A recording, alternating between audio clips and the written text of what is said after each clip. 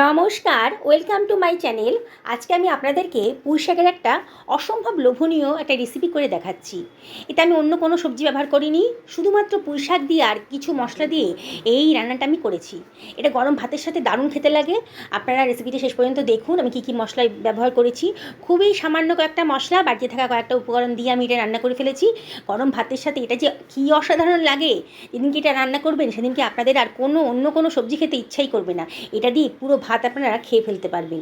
রেসিপিটা দেখুন আপনারা আমি কীভাবে রান্না করেছি। আমি 1 কেজি মতন পুঁই শাকটা যথেষ্ট কচিই ছিল। আমি 1 কেজি মতো পুঁই শাক নিয়েছি, একটু বেশি পরিমাণেই নিয়েছি, কেননা শুধু পুঁই শাক দিয়ে রান্না করছি তো। ভালো করে কেটে ছোটো ছোটো করে কেটে ভালো করে ধুয়ে রেখে দিয়েছি। দেখুন ছোটো ছোটো করে কেটে নিয়েছি। এইবারে আমি পুঁই শাকটা প্রেশার কুকারে দিয়ে দিচ্ছি। আমি একটু ভাপিয়ে নেব, আপনারা ইচ্ছা করলে না ভাপিয়েও রান্নাটা করতে পারেন। আমি তাড়াতাড়ি করবো বলে একটু ভাপিয়ে নিচ্ছি। পুঁই শাকগুলো আমি প্রেশার কুকারে দিয়ে দিচ্ছি। আমি কিন্তু কোনো জল ইউজ করব না। পুঁই শাকের ভেতর থেকে যে স্টিমটা বের হবে তা সেই স্টিমেই কিন্তু পুঁই শাকটা সেদ্ধ হয়ে যাবে।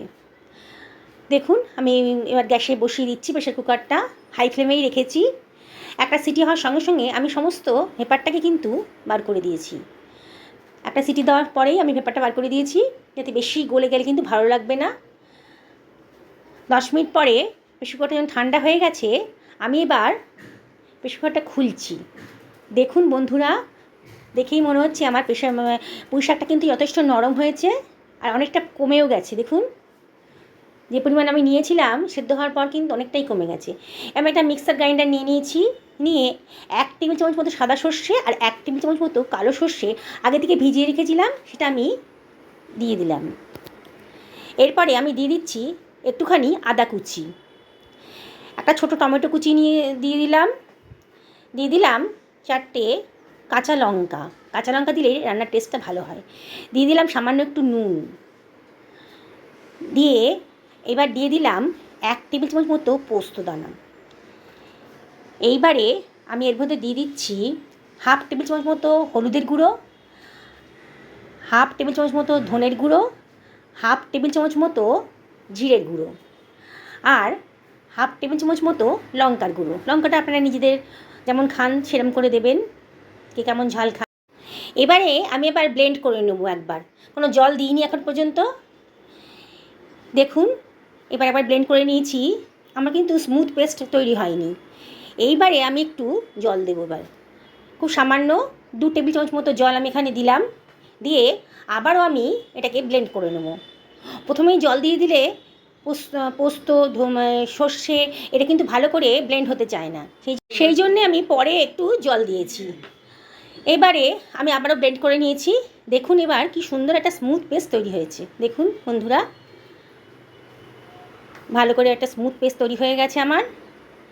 এইবারে আমি কড়াইতে 2 টেবিল চামচ মতো তেল গরম করতে দিয়ে দিয়েছি, দিয়ে 2খানা শুকনো লঙ্কা দিয়ে দিলাম।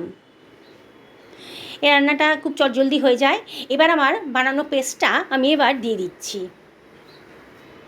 সমস্ত পেস্টটা আমি দিয়ে দিচ্ছি কড়াইতে, গরম তেলের ভেতর দিয়ে দিচ্ছি। এখানে সর্ষের তেল ইউজ করলে খেতে ভালো লাগবে, আপনারা যে কোনো তেলই ইউজ করতে পারেন।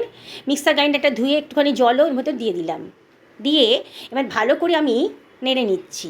অনবরত নাড়তে হবে, নাহলে কিন্তু নিচটা ধরে যাবে, পোড়া লেগে গেলে তখন কিন্তু আর খেতে ভালো লাগবে না রেসিপিটা, তাই অনবরত নাড়তে হবে। দেখুন আমার মশলাটা অনেকটাই শুকিয়ে এসছে, আর আমার কালারটাও কিন্তু চেঞ্জ হয়ে গেছে, মানে আমার মশলাটা পুরোপুরি রেডি হয়ে গেছে। দেখুন বন্ধুরা, কালারটা চেঞ্জ হয়ে গেছে, দেখেই মনে হচ্ছে মশলাটা পুরো রেডি হয়ে গেছে। এইবারে আমি আমার ভাপিয়ে রাখা পুঁই শাকটা আমি এর ভেতরে দিয়ে দিলাম।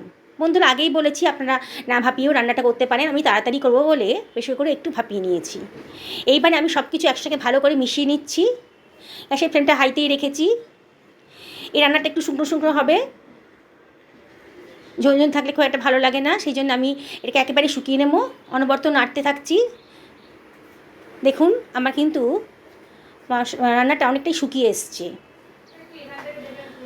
বন্ধুরা দেখুন আপনারা, কালারটা কিন্তু চেঞ্জ হয়ে যাচ্ছে। এটা অসম্ভব খেতে সুস্বাদু।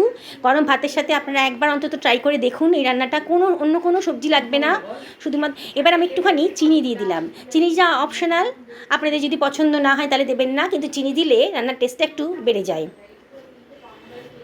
এবার দিয়ে দিলাম আমি 1 চামচ মতো পোস্ত দানা। এটা রান্নাটার একটা অন্য মাত্রা এনে দেবে, এত সুন্দর খেতে লাগবে। এই পোস্তর দানাটার জন্য আগেও দিয়েছি 1 চামচ পোস্ত, এখনও দিয়ে দিলাম। এই রান্নাটা একবার আমার মতো করে দেখুন, কি অসাধারণ খেতে লাগবে আমি বলে বোঝাতে পারছি না। গরম ভাতের সাথে যেদিনকে এটা রান্না করবেন সেদিনকে আপনাদের আর অন্য কোনো কিছুই লাগবে না, এটা দিয়ে পুরো গরম ভাতটা খেয়ে নিন। যারা এই রেসিপিটা ফেসবুকে দেখছেন তাদেরকে আমি রিকোয়েস্ট করব, আমার পেজ নাম হচ্ছে টকঝাল মিষ্টি, পেজটাকে আপনারা ফলো করবেন। আর যারা এই রেসিপিটা ইউটিউব থেকে দেখছেন তাদেরকে আমি রিকোয়েস্ট করব এই আমার চ্যানেলটা সাবস্ক্রাইব করার জন্যে। পুরনো বন্ধুদেরকে অসংখ্য ধন্যবাদ আমার পাশে থাকার জন্যে। আমাকে লাইক করবেন, কমেন্ট করে জানাবেন কেমন লাগলো। বন্ধুরা, রেসিপিটা একবার ট্রাই করুন বাড়িতে। আজকে এই পর্যন্ত থাক, অন্য দিন হাজির হব অন্য কোনো রেসিপি নিয়ে। ভালো থাকুন আপনারা, নমস্কার নেবেন।